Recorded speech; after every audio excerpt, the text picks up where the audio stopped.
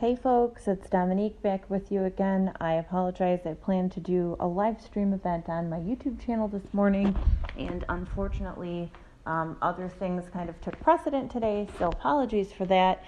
Please do check us out, as I'm sure some of you are right now, on youtube.com/Dominique Does Life. And thank you so much for joining me today. We're going to be talking again very briefly about narcissistic targeting and sociopathic targeting. Now, again, as we talked about yesterday, some of you out there may be thinking, oh, there aren't really that many narcissists out there. There just aren't that many sociopaths out there.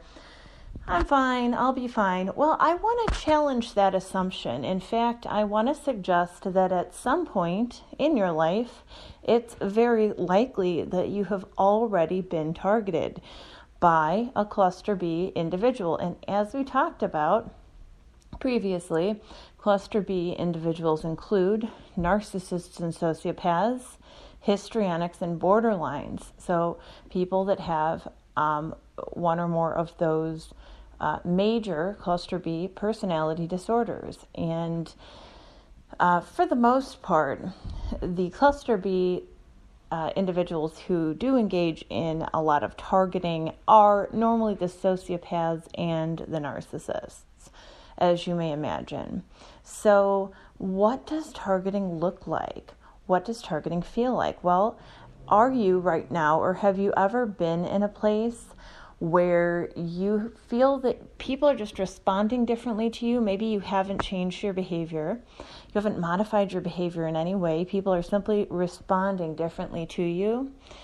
Have you ever been in a place where all of a sudden people that you thought you had a good rapport with, who you aren't bothersome to, who you've always gotten along well with, just aren't talking to you anymore for God knows what reason?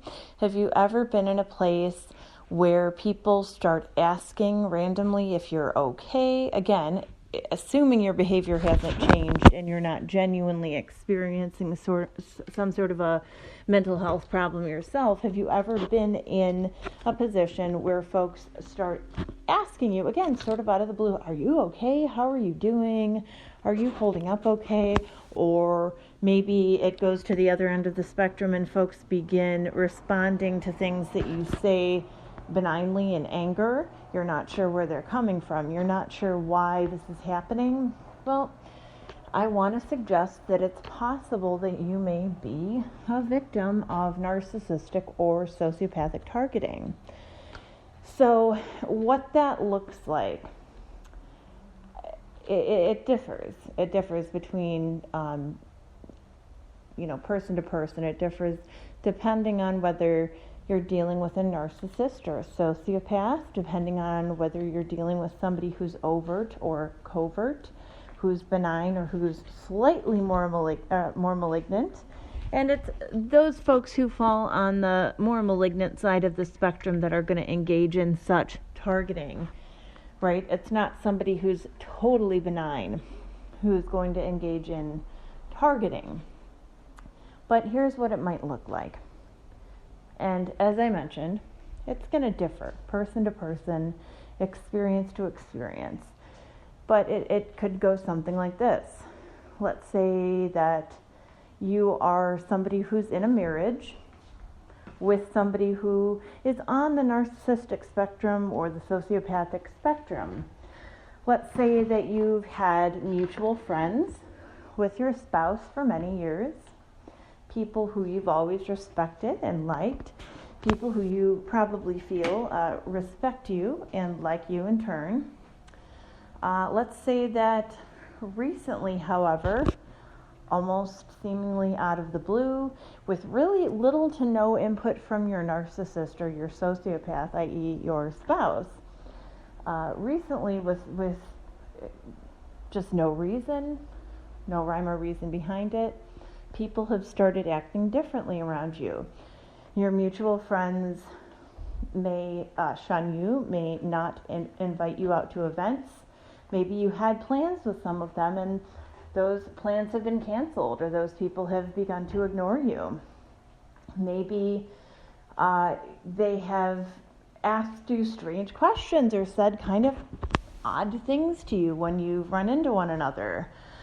Like, gosh, I hope all is well, or are you feeling all right? Now, I've witnessed this in my personal life, in my work life.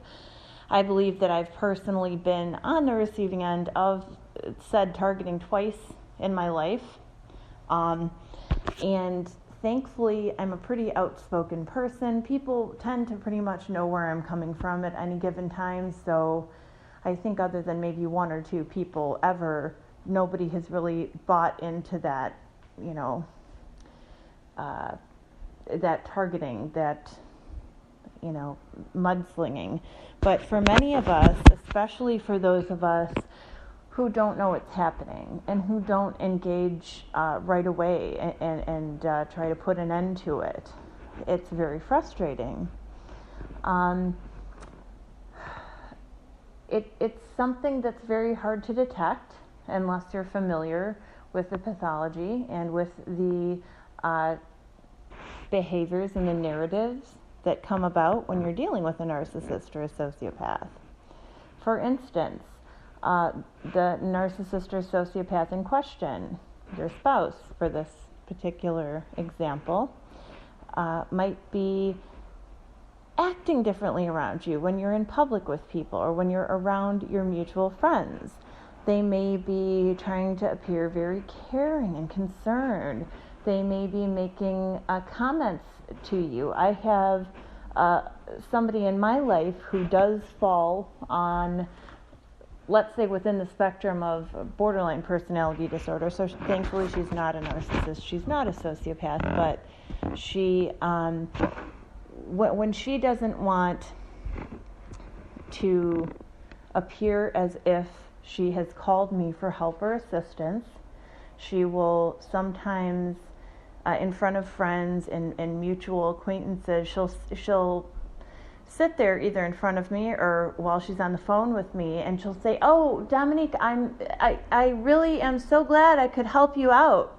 Thanks for calling me for help. I'm glad you trust me," when in reality, we've been talking about her problems for the past 4 hours, and she's been ready to jump off a ledge. And so that's something you might notice when you're dealing with this narcissist or sociopath in your life. You might notice them saying things like, "Oh, that's okay, honey," in front of company, or, "Oh, how are you feeling?" And just kind of, things that you would write off because they don't make any sense to you. But I really want you to just check that instinct of wanting to write them off. I want you to really note these things. If you feel you might be being gaslighted by this person and that you might be being targeted for abuse and that there might be a narrative being built up around you, hey, you might think, well, I'm paranoid, I'm just going to let it go, and that's fine. But I still want you to write down every instance that you can think of, preferably as it happens, discreetly, maybe on your phone in a locked note, in your notes app, if you've got like an iPhone or an Android where you can do that. I want you to write it down. I want you to write down the date and time that it happened. I want you to write down how you feel about it. And I want you to really make note of that. If mutual friends are responding to you differently, if you're inviting folks out for coffee or saying, "Hey, hope you're enjoying your week. I see that you're going on a special trip. Hope you're enjoying the trip." Or, "I see that you've gone out for a special dinner with your husband. That looks really nice. I hope you had fun," or something like that. And you're not getting a response anymore, or you're getting an odd response, then write that down as well. Note the date and time. And if you can, note whether or not your narcissist or sociopath has spoken with this person and what they've said. Have you had any interactions in front of this person with your narcissist or sociopath? If so, how did that go? What happened? So I want you to start becoming more aware of, why this targeting is happening, when it's happening. I want you to become aware of who the players are that are involved. Is it, a handful of mutual friends, or is this person targeting you with family members or coworkers? And if you feel that you're being gaslighted, and if you can document quite a few times, let's say 5 or 10 times or more, wherein this has happened, I'd like for you to really think about getting out of the relationship, whether it is like the example I gave, a spousal relationship, you're married to this person, whether it's another type of romantic relationship, whether it's a friendship or a work relationship, a family relationship. I would like for you to consider whether this is a healthy place for you to be. Now, I do want to warn you, as I'm sure you're probably aware because you're a smart person, it's not necessarily possible to recover your relationships with all of the people who have been pulled into this targeting and this smear campaign against you. So that's not always possible. What your goal should be is not to recover these relationships, but to salvage your wellness and your well-being, and to salvage your dignity, and to make sure that you're respecting yourself and that you are making your boundaries very clear. So I don't want you to have necessarily a false hope of recovering every single relationship. And I really want you to keep in mind that if folks out there who know you and know that you're a decent person are going to believe a narcissist or a sociopath over you, you don't need them in your life. You don't want them in your life. It may hurt at first, but I can promise you that as time goes by, you're going to realize that this is not someone you want in your life, okay?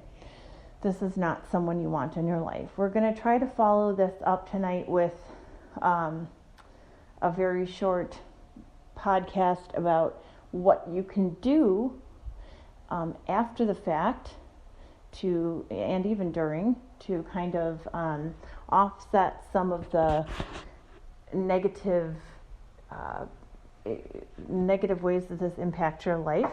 I'm not saying that this is going to cure things completely, but I want you to start being very mindful of how you're interacting both with your friends and with the narcissist or sociopath. Now, I think it's appropriate to withdraw a little bit from your friends and from the people that have now been recruited as flying monkeys by your narcissist or sociopath.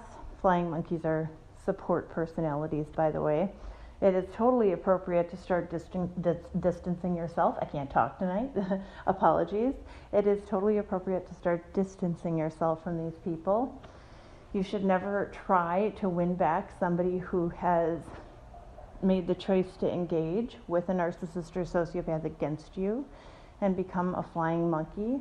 That's not healthy. That's absolutely not healthy. And I really want you to think twice again. Do you want somebody in your life, really, who is willing to backstab you because they've heard a couple of things from your, vague things likely, from your narcissist or sociopath? I mean, clearly that's somebody who's got self-esteem issues of their own. Clearly that's somebody who's very self-serving and selfish. And do you really want that person in your life? So I want you to think about that. Now, I am going to try to follow this up, as I mentioned, and give you some tools for working through this abuse and this targeting while you're in the midst of it. And so if you feel like you'd like to tune in again in just a couple of minutes, please feel free. Now, it's up to you whether or not you want to kind of go full steam and almost start targeting the sociopath or narcissist yourself with these passive-aggressive tactics they've been using against you, or whether you just want to kind of mitigate the damage. And that's something I'm going to leave up to you, okay? So we're going to talk about that in just a minute. Thanks so much for tuning in. Be healthy, be well, have a wonderful rest of your day and your evening. And thanks for listening and for letting me be a part of your world. All right, folks, have a great night. Talk to you soon.